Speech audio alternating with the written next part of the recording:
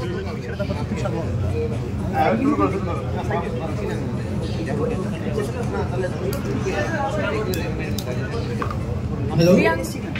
afternoon, everyone. Welcome to all of you. আজকে LBD প্রোডাকশনসের প্রযোজনায় বাংলা ছায়াছবি গৌরী আজকে music poster trailer and teaser launch. So আমরা সবাই এখানে আজকে আমরা জড়ো হয়েছি, এখানে সমস্ত এই সিনেমার কলা কৌশলীরা সবাই এসেছেন। আমাদের সবার প্রিয় অনুপমদা, চলো গানটা তাহলে শুনে ফেলি আমরা সবাই। ক্যারেক্টারটার নাম গৌরী, আর গৌরী ডেফিনেটলি মা দুর্গাকে আমরা গৌরী হিসাবে রিপ্রেজেন্ট করি। সো একটা মেয়েকেও আমরা মা দুর্গা বা মা লক্ষ্মী আমরা ঈশ্বরের সাথে সেটাকে কানেক্ট করি। একটা পাগলির জীবন, মানে গৌরী মেয়েটি একটি পাগলি, মানে আমি একটা পাগলির চরিত্র প্লে করেছি ফর দি ফার্স্ট টাইম। এরকম চরিত্র এর আগে আমি করিনি। সো একটা পাগলির জীবন কতটা ডিফিকাল্ট, তাকে যে ফিজিক্যালি কতটা হ্যারাস হতে হয়, সে কিছু বলতেও পারে না, সে কিছু জানাতেও পারে না, সে কোনো কমপ্লেন করতে পারে না। সেও যে কোনো ভালো বাড়ির মেয়ে হতে পারে, তারও যে লাইফে কিছু ব্যাকগ্রাউন্ডের স্টোরি থাকতে পারে, সেটাই এই চরিত্রটা বেসিক্যালি। সো গৌরী চরিত্রটা আরও বেশি করে জানতে হলে তো ছবিটা দেখতে হবে। চ্যালেঞ্জিং চরিত্রে কি পরিচালকরা তোমাকেই খুঁজে পায়? I don't know, it's a blessing again. আমি চাই খুব চ্যালেঞ্জিং চরিত্র আরও ভবিষ্যতে করতে, খুব তাড়াতাড়ি সেরকম কিছু আসছেও, এটা ওয়ান অফ দেম। আর গৌরী চরিত্রটা আমার করতে খুব ভালো লেগেছে। এই দিক দিয়ে বলবো যে আমি জিনিসটাকে ভালো করে করার চেষ্টা করেছি, আর একদিকে আমার খুব মন খারাপও ছিল, খুব প্যাথেটিকও লেগেছে কিছু কিছু জায়গায়। মানে একটা পাগলি রাস্তায় কিভাবে তার সন্তানকেও জন্ম দেওয়া, বা সেখানে কেউ হেল্প করবার থাকে না, কেউ সাহায্য করার থাকে না, কেউ তাকে দেখবার থাকে না, এই সব কিছুটা মিলিয়ে ইট ওয়াজ চ্যালেঞ্জিং। বাট হ্যাঁ, ওই দিনে রাত্রি 2টোর সময় মাটির মধ্যে গাছের তলায় যখন দেখছি বিছে যাচ্ছে, তারপর আমি গিয়ে শুয়ে পড়ছি, it was difficult, it was challenging and it was difficult. তোমার আপকামিং যদি কোনো চ্যালেঞ্জিং কথা হলো, আপকামিং যদি কোনো প্রজেক্ট আসে, সেটা যদি তুমি উল্লেখ করতে পারো অডিয়েন্সদের সামনে, কী বলবে? ডেফিনেটলি ডাক্তার কাকু আসছে, সেটা নিয়ে আমি খুব এক্সাইটেড। ভানুপ্রিয়ার ভূতের হোটেল আসছে ক্রিসমাসে, ওটা নিয়েও আমি খুব এক্সাইটেড। সো আসছে, অনেক কিছু আসছে মিলিয়ে মিশে। দুর্গাপুজো আমাদের মিউজিক ভিডিও খুব তাড়াতাড়ি আসছে, সেটা নিয়ে এক্সাইটেড। দুর্গাপুজোতে কী প্ল্যান তোমার এই বছর? দুর্গাপুজো কিছু নাই, বাড়িতে থাকতে খুব পছন্দ করি, বাড়িতেই থাকবো। খুব জোর একদিন লাঞ্চ করতে বেরোবো, আমি বাড়িতেই থাকি, জানলা খুলে নিচে ভিড় দেখি, মারামারি দেখি, ভালো লাগে যখন লোকে লোকে মারামারি করে, খুব মজা পাই যে বাহ কি সুন্দর, ওইসবই করি। অডিয়েন্সদেরকে কী বলতে চাচ্ছি? অডিয়েন্সকে এটাই বলবো, আপনারা যেভাবে আমি সিরিয়াল করা থেকে আপনারা যেভাবে আমায় ভালোবাসা দিয়েছেন, সাপোর্ট করেছেন, এইভাবেই ভালোবাসবেন।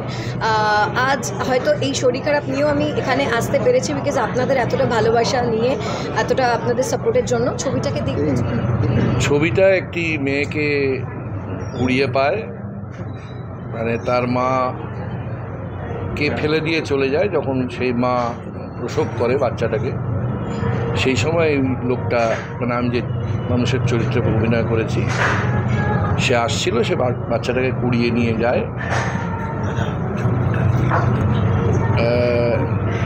তো এই আর কি, সে একজন পটুয়া, মাটির মূর্তি তৈরি করে, এবং তার একই সঙ্গে বড় হওয়া মানুষ, যিনি একজন মুসলমান, একই সঙ্গে বড় হয়েছে। তারপর পরবর্তী ক্ষেত্রে যারা মনে করে যে এরভাবে একসঙ্গে থাকাটা দরকার নেই, উচিত নয়, তাদের রাজনৈতিক ইয়েতে মুশকিল হচ্ছে, সেটা অবশ্য ছবির বিষয় নয়। আমি আমার ভারতবর্ষের অভিজ্ঞতা থেকে বলছি আপনাকে। আপনি একটা জিনিস বলুন, এখন আপনাদের গল্প যদি অ্যাপ্রোচ করা হয়, তো কোন জিনিসটা আপনি প্রথমে নোটিস করেন কোনো স্ক্রিপ্টে? আমি অবশ্যই চরিত্রের যত বেশি জটিলতা থাকবে তত পছন্দ হবে আমার। মানে কেন জটিলতাটাই পছন্দের সবচেয়ে? তার কারণ হচ্ছে মানুষ কোনো সাদা বা কালো নয় বলে, মানুষ তার এই যে সমাজ ব্যবস্থার মধ্যে আমরা রয়েছি, সেই সমাজ ব্যবস্থার জটিলতার ফসল বলে। আগের বার গৌরী অর্থাৎ দুর্গা যখন এসেছিল, তখন একটা অদ্ভুত ঘটনা ঘটেছিল, এবং এইবারের পরিস্থিতিও কিছুটা আলাদা। সেরকম ঘটনা না ঘটলেও অনেক রকমের ঘটনাই ঘটেছে। তো তোমার এই বিষয়টা এবং নামটা সিনেমার অনেকটা সিমিলার, তো তোমার এটা নিয়ে কিছু বলার আছে? না, নেই। স্যার, আপনার চরিত্র ব্যাপারে যদি বলেন। ওই যে বললাম, একটি পটুয়া যে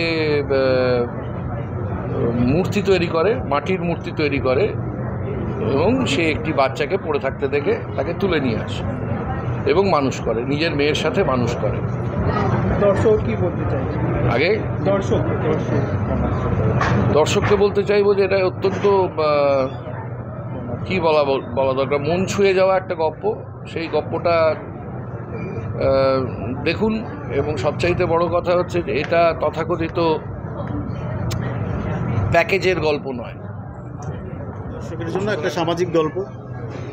মানুষের মনে করেন মানবিক সামাজিক যে চাহিদার জন্য, যে মানে সেই মূল্য বৃদ্ধির জন্য বা মানবিক অবক্ষয় না যাতে হয়, মানে মানবিক মূল্যবোধের উন্নতির জন্য যেসব বার্তা মানুষের দরকার সেটা দেওয়ার চেষ্টা করা হয়েছে গল্পটার মাধ্যমে। আর গৌরী তো বুঝতেই পারছেন নারীকেন্দ্রিক গল্প। এখানে একটা গর্ভবতী পাগলিকে কেন্দ্র করে গল্পটা শুরু হচ্ছে এবং সেখান থেকে গল্প যত এগোচ্ছে তখন গল্প বিভিন্ন ডালপাড়া তৈরি হচ্ছে গল্পের, এবং পরিশেষে একটা সুন্দর তালমিলের একটা সমাপ্তি, যে গল্পটা বুঝতে পারো যাতে অসুবিধা না হয়। এই ছবিতে বিভিন্ন কলাকুশলীদের সাথে কাজ করে, যেমন প্রিয়াঙ্কা দি আরও অনেকে আছে, তাদের সাথে কাজের অভিজ্ঞতাটা যদি। হ্যাঁ, ভালো। সবাই আসলে সমস্ত অভিনেত্রী বা আমার টেকনিশিয়ানে যারা ছিলেন সবাই আমি নতুন ডিরেক্টর, আমাকে খুব সাহায্য করেছেন, এবং সব থেকে আমি বেশি কৃতজ্ঞতা বোধ জানাই হলো আমার প্রডিউসারদের প্রতি, যেহেতু ওনাদের একটা নতুন হাউস, এটা এলপিটি প্রোডাকশান, প্রডিউস করেছেন প্রদীপ দত্ত, প্রীতিলতা বিশ্বাস এবং ললিতা বিশ্বাস, যে আমার উপর বিশ্বাস রেখে এই গল্পে কাজ করতে চেয়েছেন, এই জন্য আমি তাদের প্রতি খুবই কৃতজ্ঞ। এবং টোটাল সিনেমার যে কলাকৌশলীরা ছিলেন, মানে ক্যামেরার পেছনে এবং ক্যামেরার সামনে যে অভিনেতা অভিনেত্রীরা ছিলেন, সবাই খুব হেল্পফুলি আমার সঙ্গে কাজ করেছেন। খুব ভালো লেগেছে, সবার সঙ্গে কাজ করার অভিজ্ঞতা খুবই ভালো। দর্শকদেরকে কি দর্শকদের বলবো যে বাকি তো অনেক সিনেমা আসবে, অনেক পপুলার অভিনেতা অভিনেত্রীদের সিনেমা আসছে, তো আমাদের সিনেমাটাও দেখতে হবে। আমরাও শুরু করেছি, আমিও একজন নতুন পরিচালক হিসেবে আমি আমার গল্প বলার চেষ্টা করেছি, আশা করি ভালো লাগবে। সত্যি একটা ভালো গল্প, সম্পূর্ণভাবে একটা সামাজিক গল্প, সপরিবারে নিয়ে দেখার মতো গল্প, এবং গল্পে বিভিন্ন প্লট রয়েছে। মানে গল্পে যে কটা চরিত্র রয়েছে, প্রত্যেকটা চরিত্র সমাজের কোনো না কোনো একটা পরিচয় বহন করে, সমাজের কোনো না কোনো একটা গুরুত্বপূর্ণ পরিচয় সে বহন করে, এবং সে তার মতো করে সেই পরিচয়, মানে সেই ক্যারেক্টারের পরিচয় অনুযায়ী সে তার মতো করে একটা গল্প বলে যায়। গৌরী গল্পের ঠিক টোটাল প্লটটাই আমার।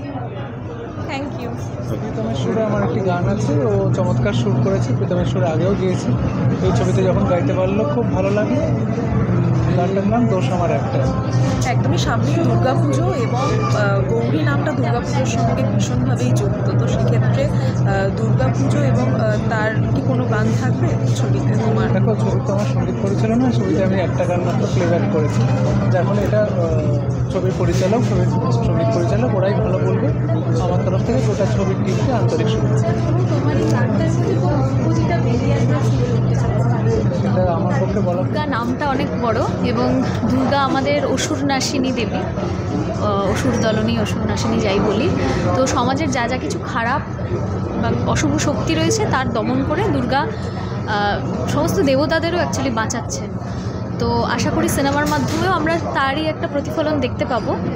আর সিনেমাটাতে আমি একটা গান গেয়েছি, আমার গানটা খুবই মিষ্টি, একটা প্রেমের গান, আমার খুব ভালো লেগেছে। এই গানটা তো শুনবই, তার আগে গানের যে একটু স্টোরিটা বা অভিজ্ঞতাটা যদি শেয়ার করো। হ্যাঁ, গানটা সুর দিয়েছে প্রীতম দা আমাকে যখন যোগাযোগ করে, তো গানটা পাঠে আমার খুব পছন্দ হয়েছিল। মানে আমরাও না খুব মুখিয়ে থাকি একটা ভালো সুর গাওয়ার জন্য, মানে কি কোন সিনেমায় গাইছি বা কোথাও, মানে সেটার থেকেও অনেক বেশি ইম্পর্টেন্ট গানের সুরটা কীরকম। তো এই গানটা আমার পার্সোনালি খুব ভালো লেগেছে গেয়ে, আর এই আর কি গানটা বেশ। তোমার চোখের নীলে রইব আমি, ইশারা কাব্য সবে পড়ে নেব আজ, মিশিয়ে যাব হয়ে তোমাতে আমি, আবেগে বন্দরে মনির জাহাজ। সামনে চলেছে তার সঙ্গে দুর্গাপুজো নিয়ে তো আমরা প্রত্যেকে খুবই এক্সাইটেড থাকি, পুরো বছর ওয়েট করে থাকি। আর তার সঙ্গে মায়ের রিলেটেড যখন এই মুভিটা, আমি চাইব প্রত্যেকে এসে মুভিটা দেখুক হলে এসে, এবং মুভিটা মায়ের সঙ্গে সঙ্গে আরও কিছু সামাজিক মেসেজও এর মধ্যে রয়েছে, শিক্ষণীয় অনেক বিষয় রয়েছে। তাছাড়া রয়েছে রোম্যান্টিক মুভি, প্লাস অ্যাকশন রয়েছে, আরও অনেক কিছু রয়েছে, অনেক মিস্ট্রি রয়েছে, যেটা আপনারা হলে এসে দেখলে বুঝতে পারবেন। তোমার চরিত্রটা নিয়ে যদি ছোটো করে বলো। এখানে আমি গৌরী চরিত্রে অভিনয় করেছি। গৌরী খুবই ইম্যাচিওর একটি মেয়ে, যার সামনে এইচএস পরীক্ষা আছে, স্কুলে পড়ে, এবং তার ফার্স্ট সিনই শুরু হচ্ছে যে নাড়ুর কৌটোর মধ্যে চিঠি দিয়ে স্যারকে প্রেম নিবেদন করছে। বাট এই ইম্যাচিওর চঞ্চল মেয়েটাই একটা টাইমে গিয়ে তার লাইফে যখন টার্নিং পয়েন্টটা আসবে, তখন সে খুবই ম্যাচিওর হয়ে যাচ্ছে, খুবই রেসপন্সিবল হয়ে যাচ্ছে। স্যাক্রিফাইসের মতো এই ভারী শব্দটা তার লাইফের সঙ্গে জুড়ে যাচ্ছে। তো আপনারা অলরেডি দেখে নিয়েছেন যে সে তার লাইফে কি স্যাক্রিফাইস করেছে, তার দিদির জন্য নিজের ভালোবাসাটা ত্যাগ করে দিয়েছে, যেটা খুবই কঠিন করা, বাস্তবে করাটা খুবই কঠিন। তোমার নতুন কোনো অভিজ্ঞতা এই সিনেমা করতে? হ্যাঁ, নতুন কোনো অভিজ্ঞতা এই সিনেমা করতে গিয়ে সত্যি বলতে এটা আমার কাছে একটা ড্রিমের মতো। এখনও মনে হচ্ছে, আমি তোমাদের সঙ্গে কথা বলছি, এটা আমার কাছে ড্রিমই মনে হচ্ছে এখনও। দাঁড়াও, একটা চিমটি কেটে নিই। না, সত্যি আছে, ব্যথা লাগলো তো, সত্যি আছে। আরও এর আগে কোথাও তুমি এরকম কাজ করেছো? এটাই প্রথম? এর আগে আমি ছোটোখাটো কিছু পাড়ার যে নাটক হয় বা স্কুলের ফাংশন, ছোটোখাটো কাজ করেছি, বাট এটা বলতে পারো বড় প্রজেক্ট বা বড় স্কেলে কাজ করা যেটা, বা বড় বড় আর্টিস্টদের সঙ্গে দাঁড়িয়ে কাজ করা, সেটা প্রথম হয়েছে। সেটা নিয়ে তো খুবই নিজে এক্সাইটেড প্লাস নার্ভাস আছি। এত বড় মানুষের সাথে কাজ করে কত কি শিখতে পারি? সত্যি বলতে শেখার তো শেষ নেই। যত শিখবো তত বেশি জানার আগ্রহ বেড়ে যায় আমাদের মধ্যে। ফ্যামিলির সাপোর্টটা কেমন? একটা প্রশ্ন আমি শেষ করলাম না, তুমি বলছো ফ্যামিলির সাপোর্ট। একটু শেষ করি। হ্যাঁ, কী বলছিলাম তুমি জিজ্ঞাসা করলে? এত বড় কাস্ট, আরিয়া হচ্ছে, প্রিয়াঙ্কা, হ্যাঁ, সবাই ছিল, আরও অনেক, আরও পরান দাদু রয়েছে, অনেক সিনিয়রে আছে। তাদের সাথে কাজ করে অনেক নতুন অভিজ্ঞতা হয়েছে, সেটা তাদের সঙ্গে কাজ করে সত্যি বলতে খুবই ভালো লেগেছে। এখান থেকে অনেক জিনিস শিখেছি, শেখার এখনও শেষ নেই, আরও অনেক কিছু লাইফে শিখবো। সবে এটা ফার্স্ট স্টেপ আমার, বলতে পারো যে প্রথম ধাপ আমি এগিয়েছি। প্রত্যেকে খুব সাপোর্টিভ ছিল, যার জন্য আমার কাছে খুবই কমফোর্টেবল হয়েছে এটা। তো থ্যাংক ইউ সকলকে। হ্যাঁ, এবার তুমি বলো। ফ্যামিলির সাপোর্ট